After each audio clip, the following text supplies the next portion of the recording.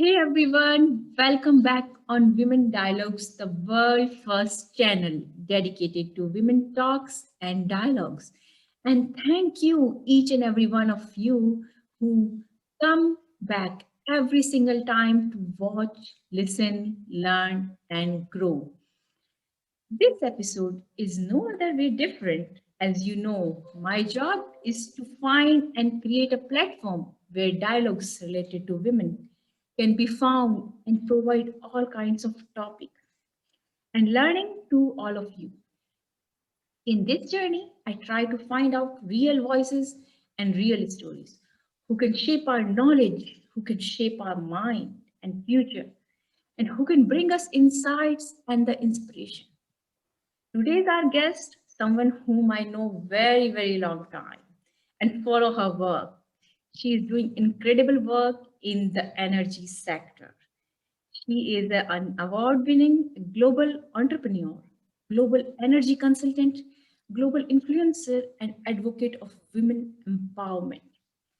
Along with this all, she is part of the new wave of women who embrace non-traditional industries, globalization, innovation, and on the same hand, she is philanthropist.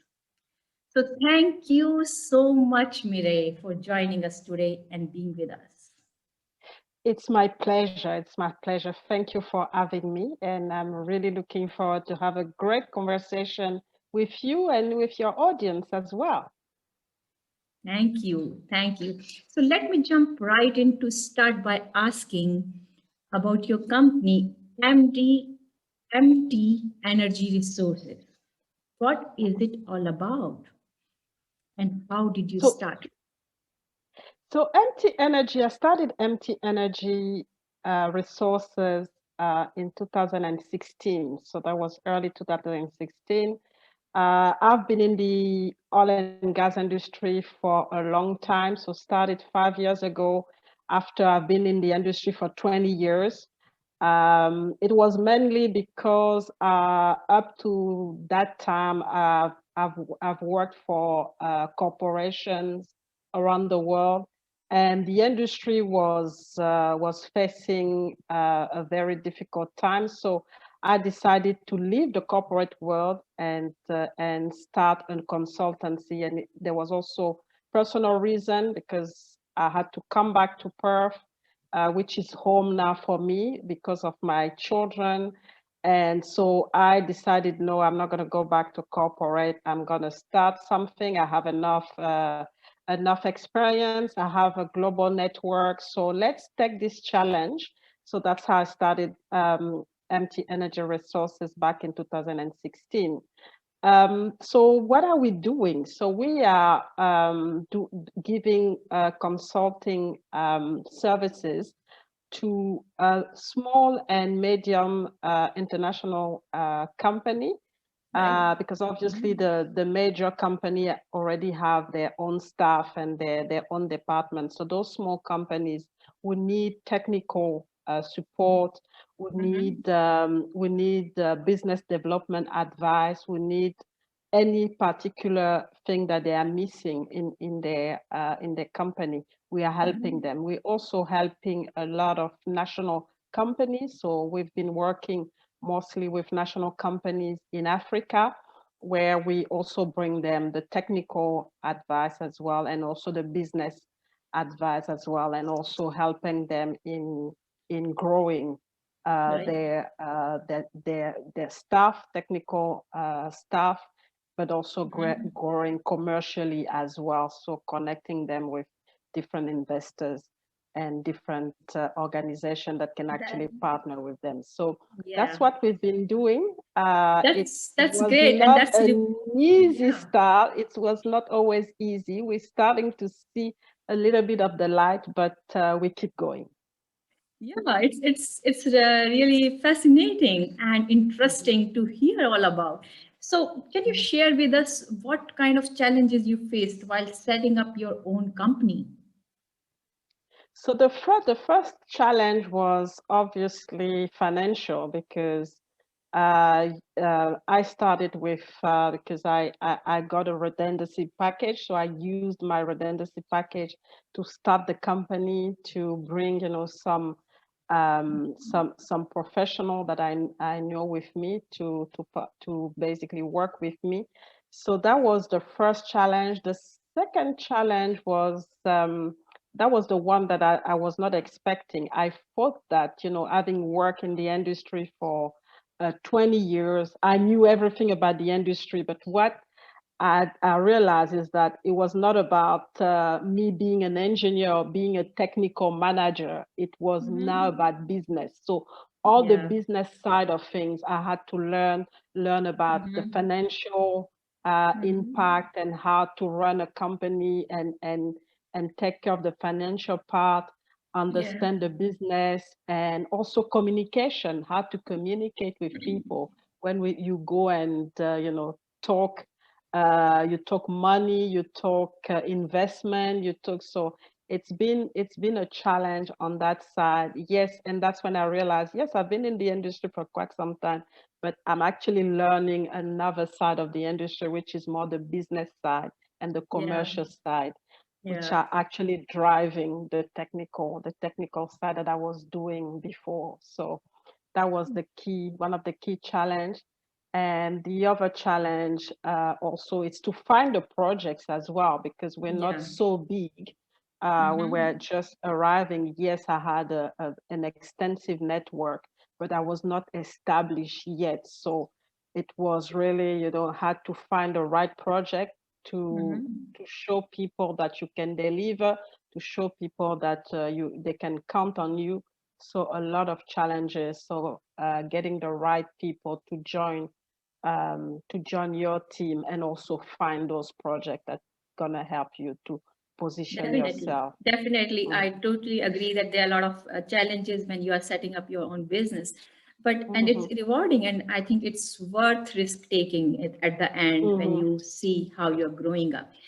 So, how someone stops, procrastinating and can mhm, overcome such kind of challenges when you have your own successful business.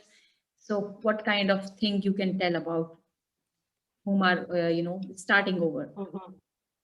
So the first thing that I would recommend people is, even if you have experience, always go with the mindset of somebody who's going to learn.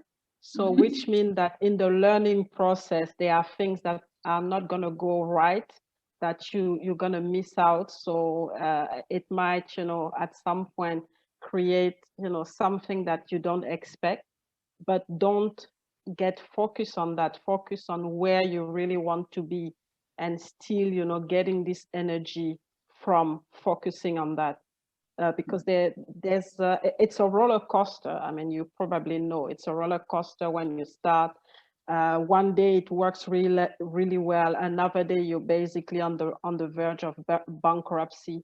But you Yeah. have to keep going and Mm-hmm. stay focused on your mission. And that's why defining your mission and your vision is very, very important, because that's Yeah. what's going to carry you when Mm-hmm. you are really challenged and in the brink of saying that's enough. So having this positive mindset and knowing, yes, I'm going to be in control. I'm going to set up my business, but it's not going to be a linear journey. There's going to be ups and downs.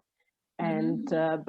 but you have to convince yourself that you'll get to the finish line, even if Yeah, it's challenging. So exactly. And that's that, that's the I think, first thing. Yeah. yes, Mhm, exactly. And I think that's such a great tip and point to learn, mhm, because usually we keep procrastinating about with our mhm, feelings and our mhm, mindset to keep those challenges ahead of us to grow. mhm, mhm, Yeah, mhm. so that's So wonderful. And same time, I just want to ask about that, since you have lived and worked across 4 continents and running mhm, successfully several businesses, you founded your another venture, Stamp Queen. mhm, What mhm. is the Stamp Queens? So STEM Queen is it's a social venture that actually promote STEM in women. So I started STEM Queen in Uganda. So with a younger woman, she's a pilot. So we started this exercise to promote STEM with women. So basically going to schools and start to really talk about STEM, share our experience, and make Mm-hmm. sure other women get involved. So a lot of work going on the ground and talking about STEM and the opportunity that STEM brings, especially as far as economic empowerment is concerned.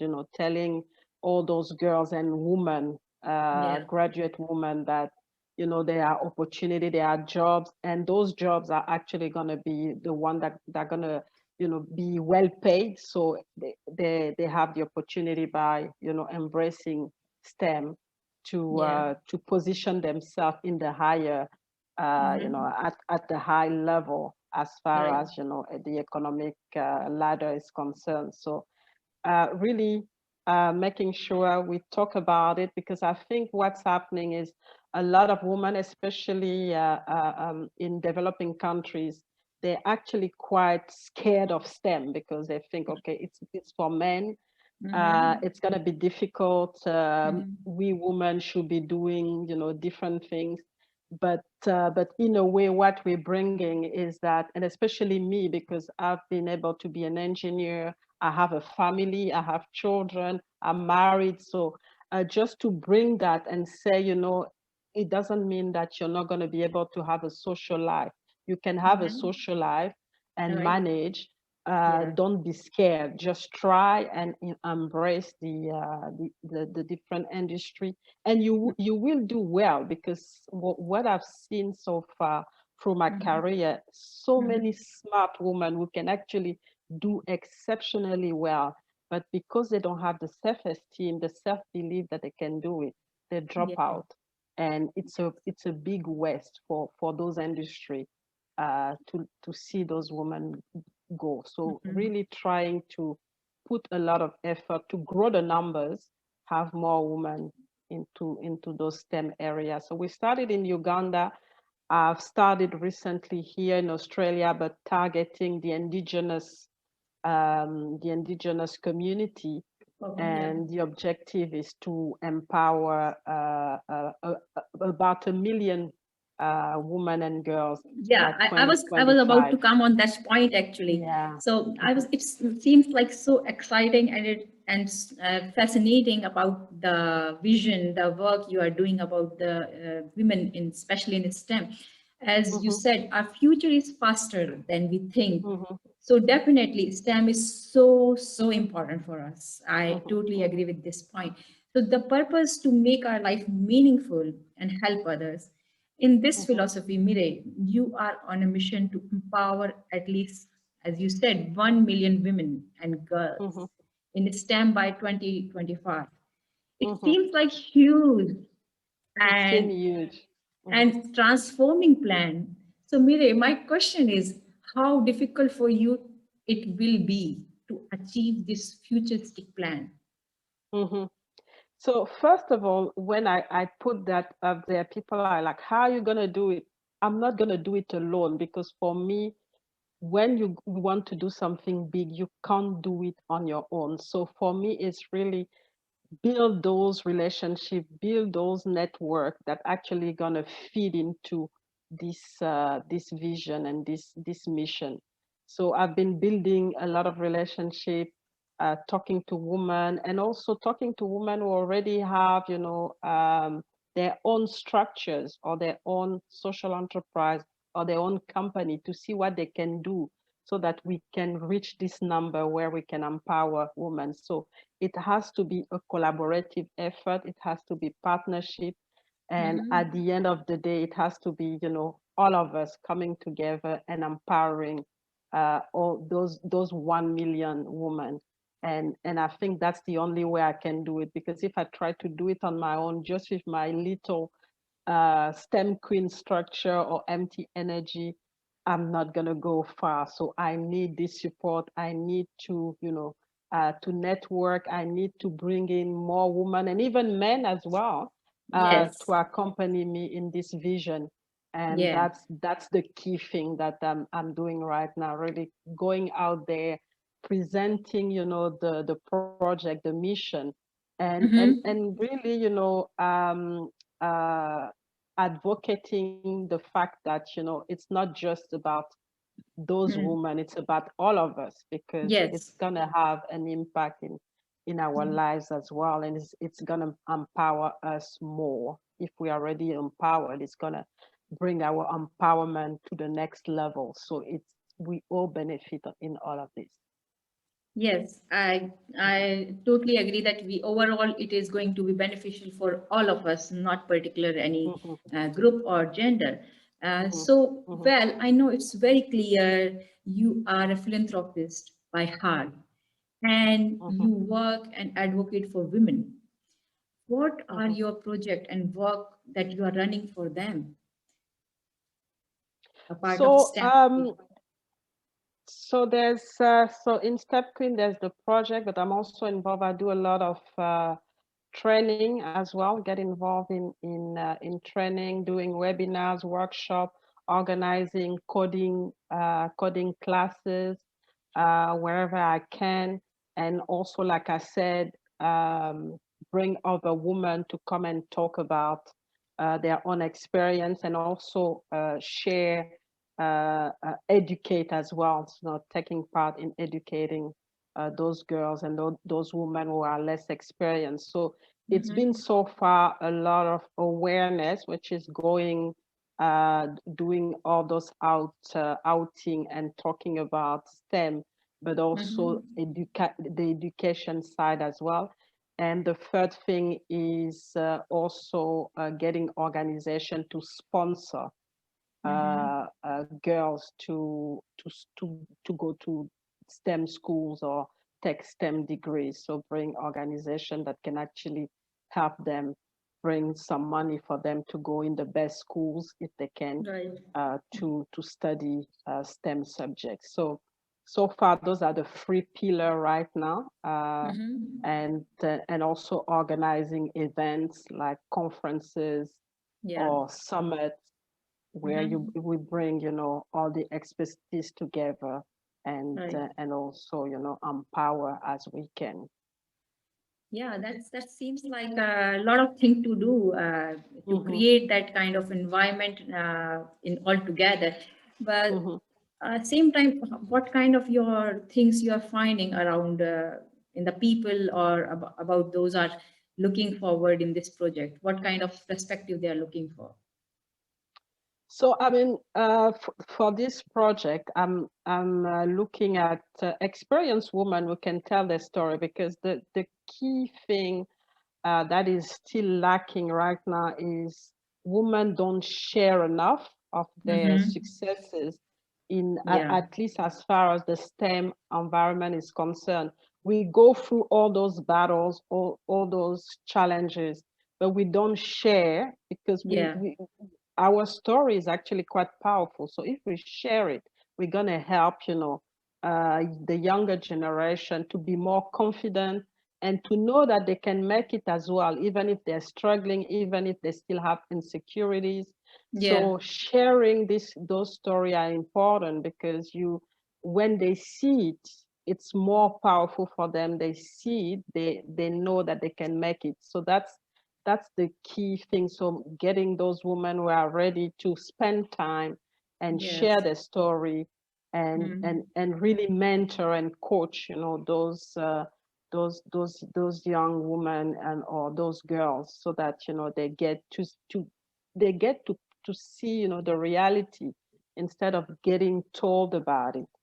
Mm-hmm. The second type of people that are looking is women or men who have, organizations in STEM that can Yeah. actually provide support in terms of having those girls to come and experience professionally what it is to Mm-hmm. work in STEM and interact with Yeah. people in the real world, so that they Mm-hmm. understand, they feel it, and then they understand where, they can have some kind of training ground, Mhm. and really, have the opportunity to do, because it's very practical. You have to do it.